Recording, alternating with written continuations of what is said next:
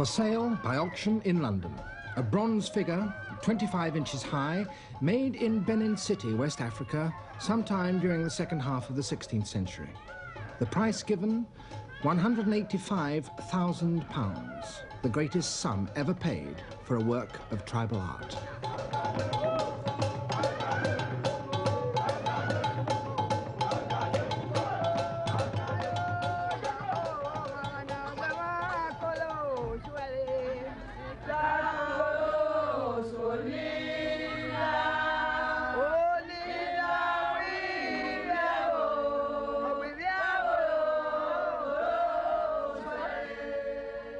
These bronze pieces, and some 2,000 others like them, arrived in Europe in 1897, and they created a sensation. For they were so accomplished and so unlike the wooden masks and fetishes that explorers had brought back from Africa before them, that many people said that they could not be purely African in origin. They came to London as a result of a series of misunderstandings and murders that began here on the West African coast, close to the mouth of the Niger River. Europeans had been coming to the West African coast for centuries. The first were the Portuguese back in the 16th century, but the British weren't far behind.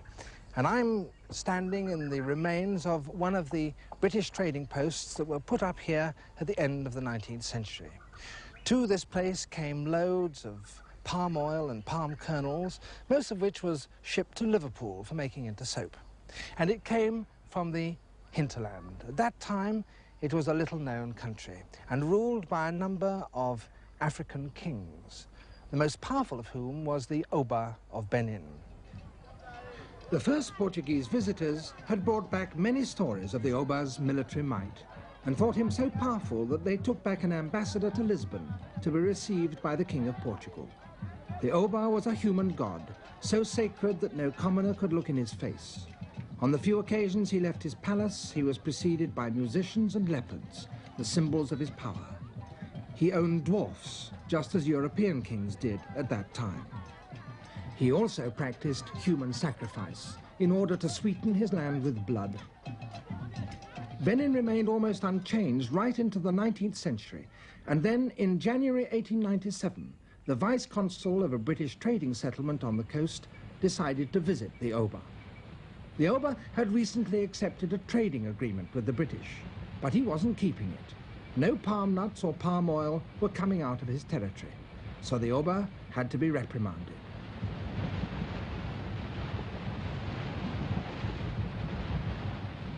The traditional way to reach the city was to travel up the mangrove-lined creeks of the Niger Delta to the village of Ugoton, which marked the frontier with the Benin Kingdom. Messengers had been sent ahead by canoes with gifts to tell the Oba that the British vice-consul proposed to visit him. But as they travelled upriver, they met messengers on their way back with a reply. The Oba did not wish to see the British at this particular time. The party reached Ugoton on the afternoon of January the 3rd. On the way up, they had been collecting carriers, and now they had the 240 men that they needed to carry all their supplies. But here there were more messages from the Oba telling them not to come. The local people gave them vehement warnings. It would be very unwise to go to Benin now, they said, for the Oba was celebrating Igue. Igue was and is the most important of all Benin rituals. It was last held in 1964 when these pictures were taken. During it, the Oba salutes the shrines of the earlier god kings, his ancestors, and renews his divine power. He parades and dances, decked with coral crown and tunic, with ivory bracelets on his arms and bronze masks at his waist.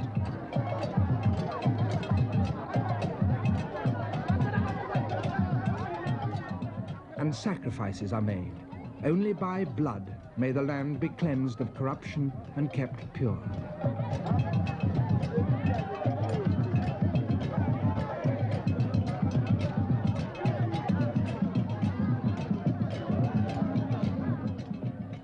Special plants and earths are brought from all over the kingdom and pounded together with blood to make a magic medicine with which the Oba will be anointed to give him strength. And in 1897, as in previous years, the climax of Igue was to be the sacrifice of a man. It may be that the Oba was trying to prevent the British vice-consul from seeing these grisly rites. At any rate, his messengers did their best to persuade the British to delay, if only by a few days. But Vice-Consul Phillips was not to be put off, and with his British companions and 240 carriers, he left Ugoton at 7 o'clock on the morning of the next day, January the 4th. Their only weapons were revolvers, and those they packed away in their baggage to emphasize that they were coming in peace. Yet they knew that the sacred and secret rituals of Igue were continuing in the city even as they marched.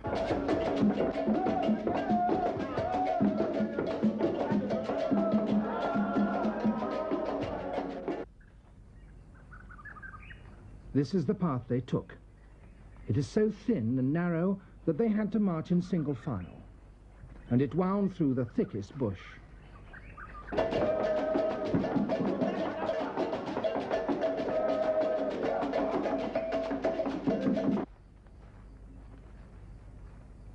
The Benin chiefs, without the Oba's knowledge, had prepared an ambush, and at 3 o'clock in the afternoon of January the 4th, Vice-Consul Phillips led his men straight into it.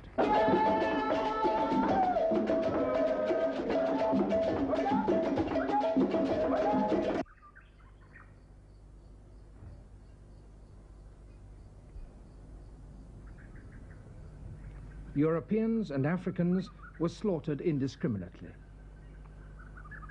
Only 2 Europeans escaped. The Benin warriors hunted them through these thick forests and came within yards of them several times. They had nothing to eat, and the only thing to drink was the dew from the leaves. One of them was badly wounded, but after 5 days they reached the river. The wounded man's arm had already turned gangrenous. Both their bodies were black with thorns. The news of the massacre had gone ahead of them, and on January the 11th, only 7 days after the massacre, it was in London.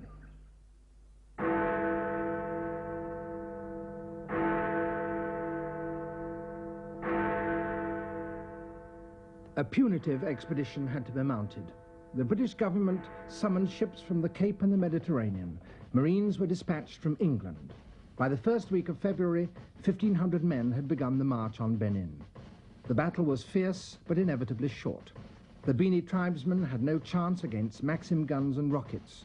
On February the 18th, after 4 days of sporadic fighting and only 6 weeks after the massacre, the British took Benin City. In the abandoned palace, the victorious soldiers found wonders and horrors.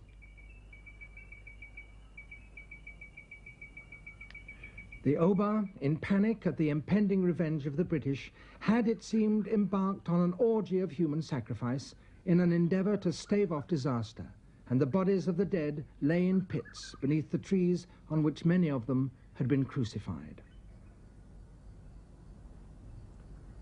The victors posed for their photographs in the palace courtyards. Stacked behind them, objects from the palace shrines that they were to bring back to Britain, either as personal souvenirs or official booty. There was an astonishing number. Sculptures of ivory, wooden masks, huge elephant tusks, covered along their length with elaborate scenes. But above all, there were bronzes. The finest were of astonishing quality. Was it possible that the sculptors of this remote kingdom, buried in the West African forest, had produced entirely by themselves objects of such technical skill and sculptural inspiration that they rivaled the most accomplished works of Europe? There were many in Europe who were to doubt it. The Portuguese, after all, had once had great influence here. Surely it must have been they who taught the Bini how to make such splendid things.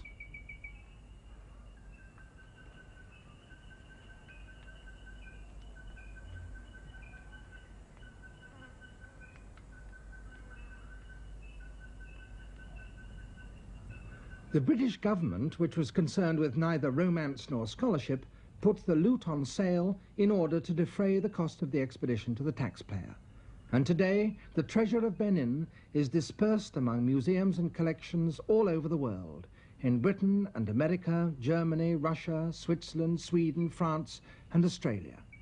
The second biggest collection is now back in Nigeria, but none of the objects have returned to the place from which they were taken, the palace of the Oba of Benin. A few weeks afterwards, the chief who led the ambush was tried and hanged. Others who had fled with the Oba returned and sued for forgiveness. The Oba himself was found innocent of plotting the ambush and sent to exile. He died in 1913, and that year his son, supported by the British administration, came back to rule again in Benin. Benin today is one of the main cities of Nigeria. The old palace was largely destroyed, but it has been rebuilt on the same site, and it still echoes with chants in praise of the god king of the Bini.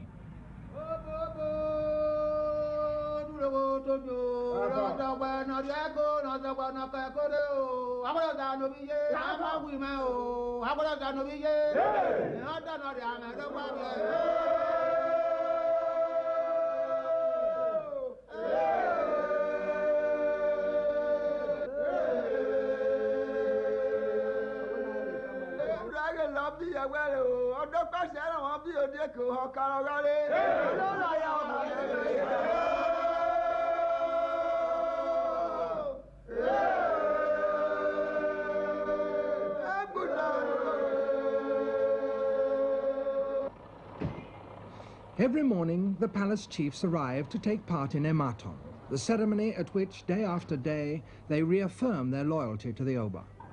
Just as European monarchs had keepers of the wardrobe, masters of the privy purse, and gentlemen ushers of the sword of state, so the Oba is surrounded by aristocrats who have been given titles because of the services they or their ancestors have rendered to the Oba.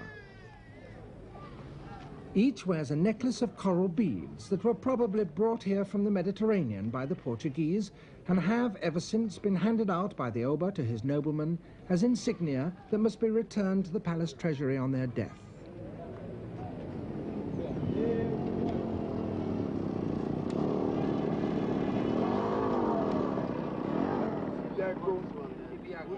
Chief Omizuzi remembers the punitive expedition and recalls how his father hid him and his mother in the bush. His body is covered with faded tattoos, the signs of his aristocratic rank. Do they do it now? Young man only old with a knife. Does it pain much? It pain too much. It pain too much. Every morning, the court herald makes his rounds of the palace shrines, reporting to the spirits that dwell there that all is well in the city and giving praise to the Oba.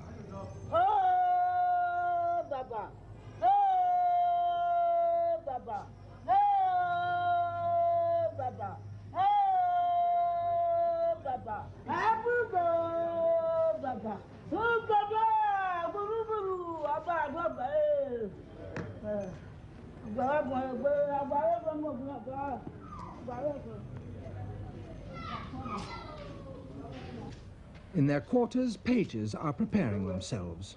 They were sent to the court by their parents when they were small children, as a gesture of loyalty to the Oba, and they wear brass anklets to show their status and seniority.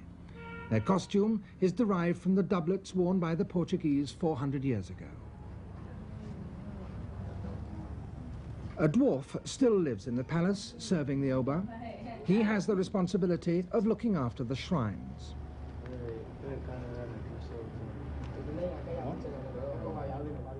Leather caskets containing kola nuts are brought from special storage places to be used in the Ematon ceremony.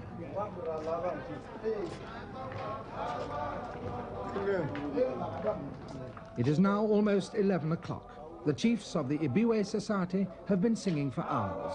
It is their responsibility to make sure that the palace is always alive with music and echoing with praise for the god king.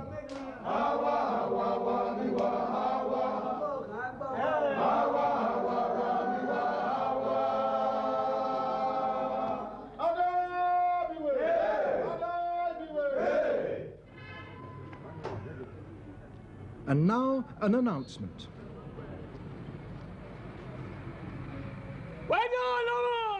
The Oba is in his palace. The doors will now be barred. Ematon is now to begin.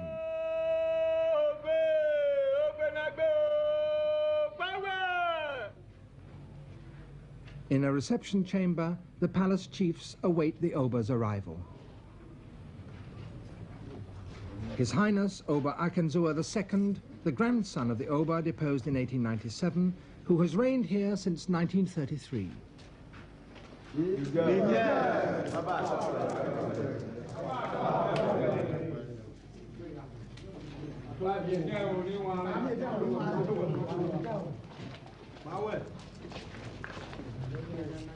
And now the chiefs, one by one, declare their loyalty.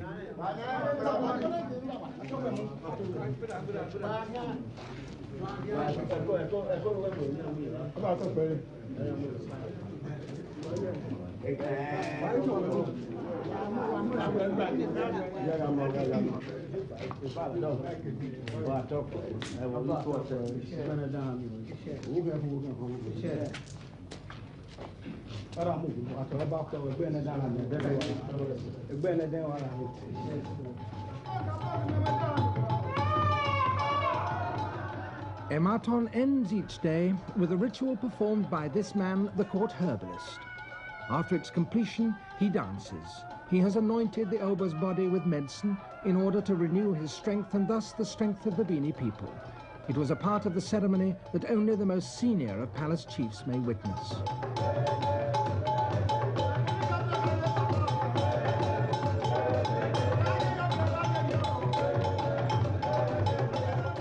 The herbalist's cloak is sewn with magic charms, skulls of animals, pieces of horn, and fragments of metal. Over his shoulder, the medicine from which he draws his power.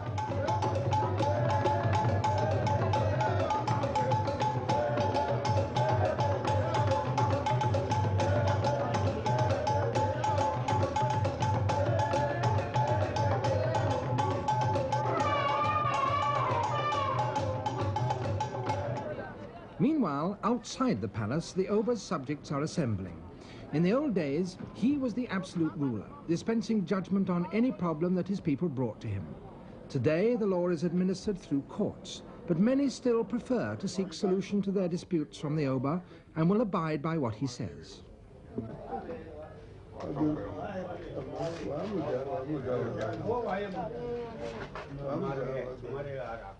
This man has come from an outlying village to seek permission to hold a religious festival.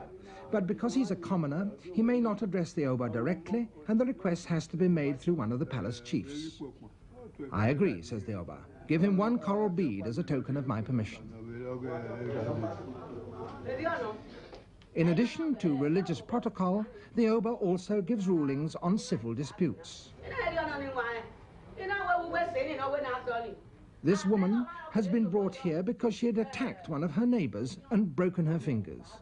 One of my children was sick, she explains in her defense. I consulted the oracle, and I was told that my neighbor had caused the sickness with some of her friends. She wouldn't tell me who the others were, and that's how the trouble started.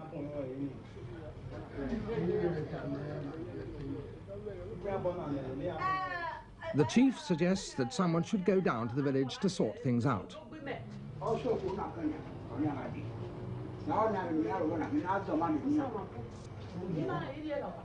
No, says the woman, I know my rights. I want things settled here.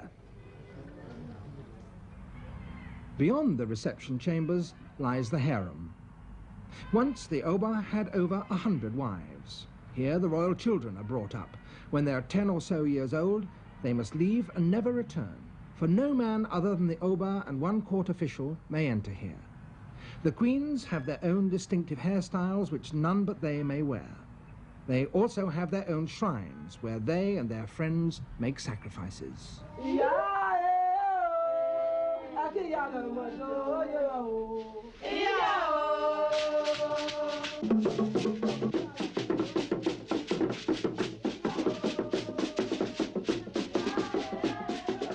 The particular divinity they worship here is Olokun, the spirit of water, and therefore of fertility.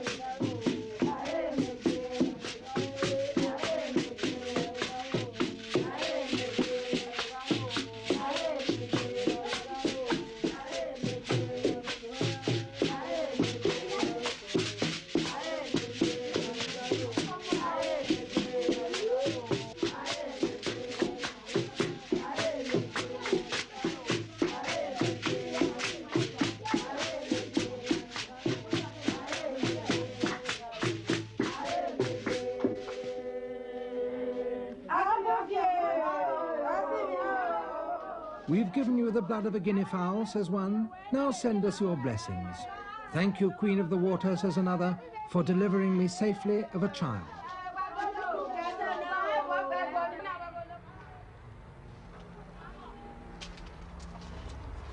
Now, it is not possible to enter this chamber until you knock 3 times.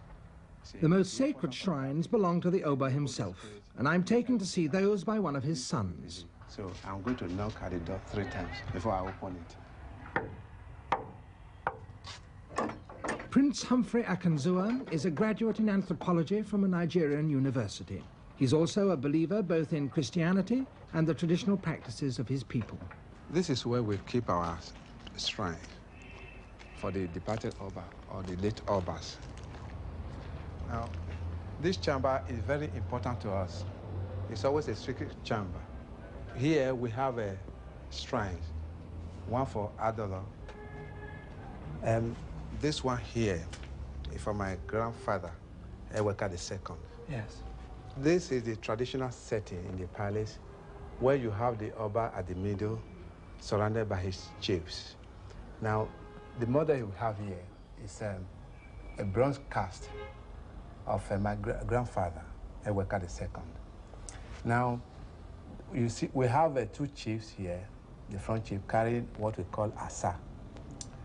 In terms of warfare, these materials are usually used to guide the Oba from attack. Oba was one time a warrior. And what are these? These are thunderbolts. Thunderbolts? Thunderbolts, yes. We collect them for our shrine because we believe that they are very, very powerful.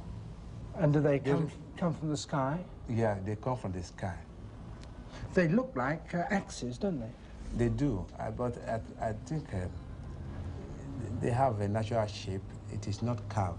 These are not carved by human hand? No, it's not carved by human hand. Because we find such things elsewhere in the world made of stone, and they are there used for cutting, but here that is not so. No, it's not so. Yeah. They are usually done from the ground by... I see. What is this, Humphrey? This is a bell, cast in bronze. Now, this bell and the rattlestick are used simultaneously during any ceremony or festival. This one is used to summon the spirit of the ancestors by ringing it. The other one is used to confirm prayer in the shrine by shaking it like this. And can anybody have heads like that and tusks? Yes, only the chiefs. The chiefs, yeah, only the chiefs. As well as the Oba, chiefs? As well as chiefs and the Oba as well. I see. And when was this shrine set up? This shrine was set up by my father. Yes. When? About 1933, when he came to the throne. Yes. Yes. And were all the objects made at that time? No. Some of the objects were made before that time. Because casting brass is a long process. It is not possible to make a brass cast within a short time. I see. Then, are there bronzes being made now for the shrine of your father when he should die? I would regard that question as I can't reveal it because it's a secret within the record. I see. I wouldn't say my father would die in any case. And I don't want to reveal the secret of the Benin people because I quite understand. It will annoy them. Yes. It's the beginning of the Nigerian New Year, the time when Igue and the most important of all the ceremonials used to be held. Quite unexpectedly, the entire congregation of one of the city's Christian churches has come to pay their respects to the Oba in front of the palace.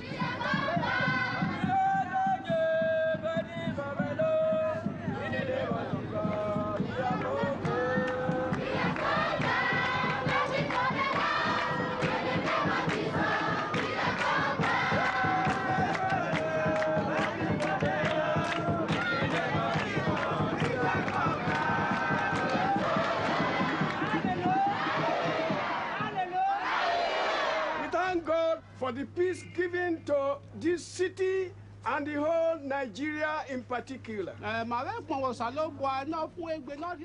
Their clergyman comes from another part of Nigeria and doesn't speak Bini, so his message has to be translated.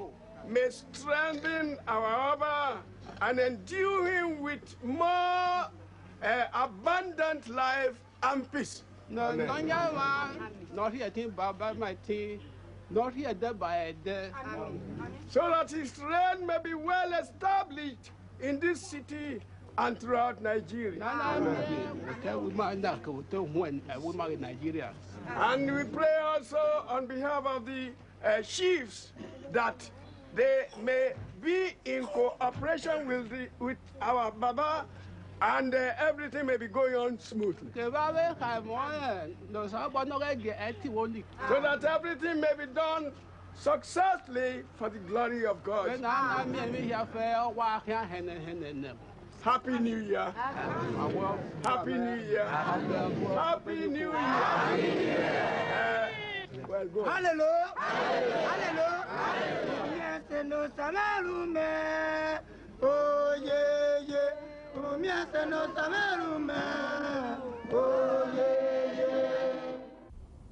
Like his ancestors, the Oba's divine status requires that he should only publicly visit the outside world on special occasions, and I asked him how he spent his time in the palace. Well, in the usual way. Sometimes when I used to play billiards, I play billiards at night. I hear you have a great reputation, Your Highness, for playing billiards. Well, I used to play, but I have not played for quite a long time now. Your Highness, you also play a great part in the religious life of your people, do you? Oh, yes, oh, yes. I noticed that you have a copy of the Holy Bible. Do you have the Quran, too? Muslim? Yeah. Yes, I have that. So would you regard yourself as the head of both the Christian church and the Muslim church and the Hindu church, and also your own religion? Yeah, the Abba is the religious head of all people of Benin. Your Highness, many of us know about the bronzes that have come from your kingdom. They are very famous. Can you tell me why they are so important to the Kingdom of Benin? Well, because they were record of events. When British troops came here in 1897, they carried them away. What kind of events, Your Highness, were represented in those plaques?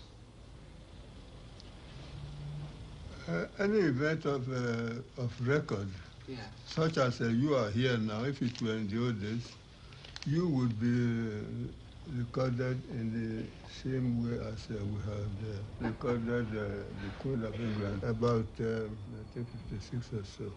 That is the last one that Your Highness has commissioned. Yeah, that's right. The plaques, about 1,000 of them, were found by the punitive expedition stacked in a storeroom. Apparently they had been taken down some 200 years before. Once they had covered the pillars of the palace, and together they give a detailed picture of the Benin court at the height of its glory and power.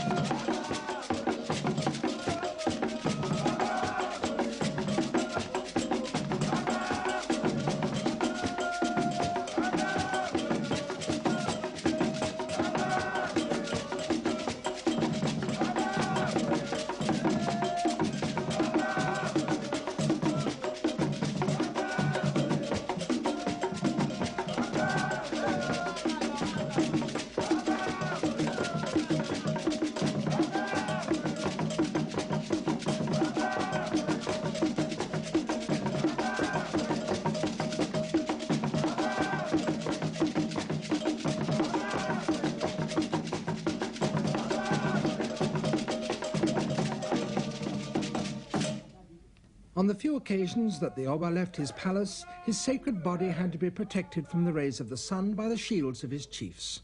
His attendants, going before him, carry leather caskets containing kola nuts for the Oba to distribute as a gesture of patronage, just as he does today at the daily Ematon ceremony.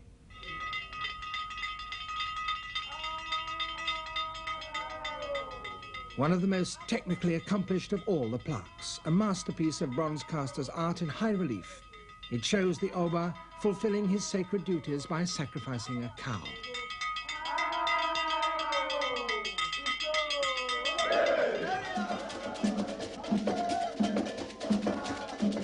The roof of the palace at that time was surmounted by a huge bronze bird. Below it, a great python, also of bronze, sprawls down over the wooden shingles.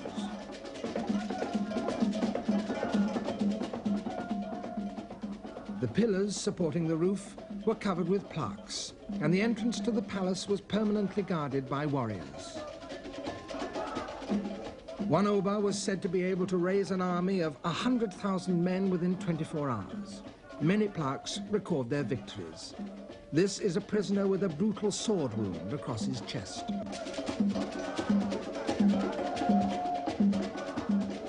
The scars on this man's face show him to be an Igbo from one of the tribes to the east of Benin with whom the Bini had many wars.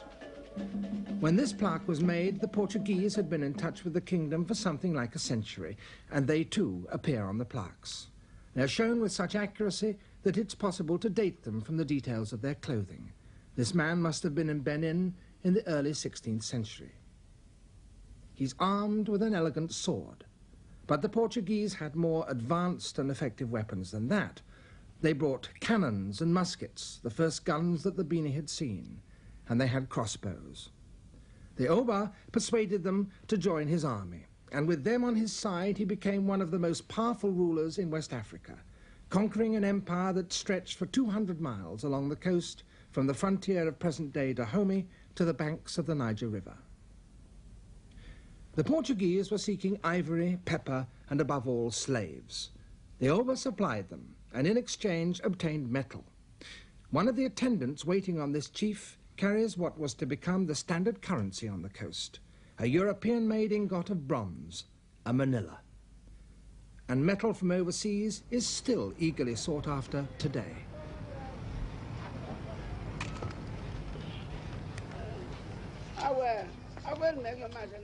This is Igue Street in Benin City, where bronze figures are still being cast.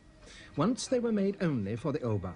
Today, new versions of the old images are being made for sale to visitors, but also to townsfolk who take pride in having them in their houses. The craft is a hereditary one. The head of this workshop, the master bronze caster, is Osiosef